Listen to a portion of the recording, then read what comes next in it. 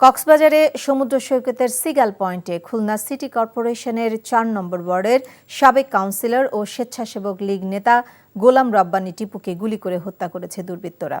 Police ও প্রত্যক্ষদর্শীরা জানান, বৃহস্পতিবার রাতে রাব্বানী সিগাল হোটেলের সামনে ঝাউ বাগানের ভেতরে হাঁটছিলেন।